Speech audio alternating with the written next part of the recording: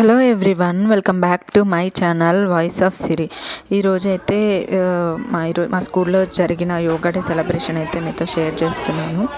So yoga June 21. So every festival, not only yoga, every festival celebrate చేస్తాము. Day before, 1 day బిఫోరే celebrate చేస్తామన్నమాట.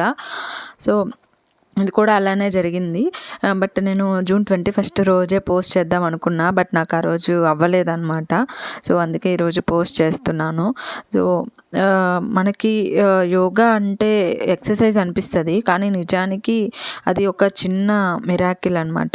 Imagine, ఒక చిన్నారి కళ్ళు మూసుకొని డీప్ బ్రీత్ తీసుకొని స్మైల్ ఇస్తుంటే ఎంత క్యూట్గా అనిపిస్తుంది. సో ఈరోజు మా ప్రీ స్కూల్లో కూడా అట్లానే ఇన్నోసెంట్ ఫేసెస్తో, ప్లేఫుల్ పోజెస్తో పిల్లలు మనందరికీ ఒక ట్రూత్ చెప్తున్నారు. So peace is not outside, it is inside అని చెప్పేసి. సో ఇప్పుడైతే యోగా స్టార్ట్ చేసాము, అది వామప్తో స్టార్ట్ చేసాం. నాట్ ఓన్లీ యోగా, ఎవ్రీ మనం వామప్తో స్టార్ట్ చేసుకుంటే బెటర్ అనమాట.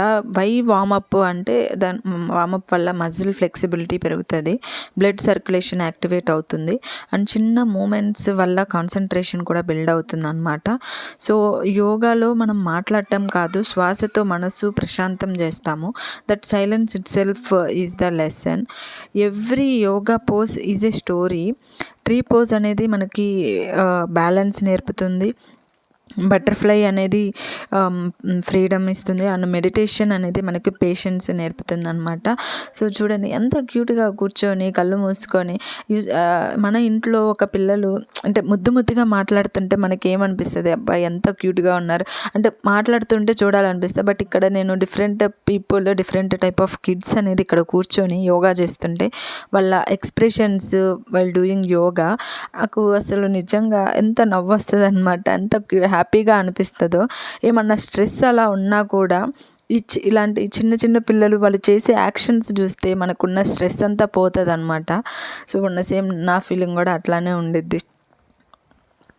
అండ్ ఇక్కడ వచ్చేసి ఎవ్రీడే అనమాట యోగా అనేది నా స్కూల్లో చేపిస్తాను. ఇప్పుడు ఎవ్రీ స్కూల్ కూడా యోగా అనేది యూజువల్ ప్రాక్టీస్ అయిపోయింది. సో సేమ్ యోగా ఇప్పుడున్న నా స్కూల్లో కిడ్స్ అందరికీ ఏ యోగా పోజెస్ నేమ్స్తో సహా వాళ్ళకి తెలుసు అనమాట.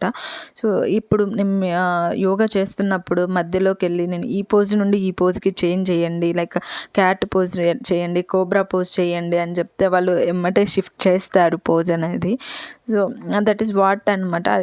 రెగ్యులర్గా వాళ్ళకి చేపిస్తూ ఆ పోజ్ నేమ్ అనేది వాళ్ళకి ఎక్స్ప్లెయిన్ చేస్తూ ఉంటే వాళ్ళకి రిమెంబర్ అవుతుంది అనమాట. So not only yoga, every activity అనేది సింపుల్ ఇన్స్ట్రక్షన్స్తో ప్లేఫుల్గా, జాయ్ఫుల్గా చేపిస్తే వాళ్ళకి అదొక హ్యాబిట్గా మారుతుంది. ఈరోజు మన ప్రీ స్కూల్లో జరిగిన యోగా సెలబ్రేషన్ మనందరికీ ఒక reminder, peace is not outside, it is inside us అనేసి. So let's carry the spirit of yoga day into every day of our lives. So after that as a teachers మేము కూడా యోగా చేసామన్నమాట. And kids అనేది స్కూల్లో teachers, ఇంట్లో పేరెంట్స్ని చూసే either good things or bad things అనేది నేర్చుకుంటారు.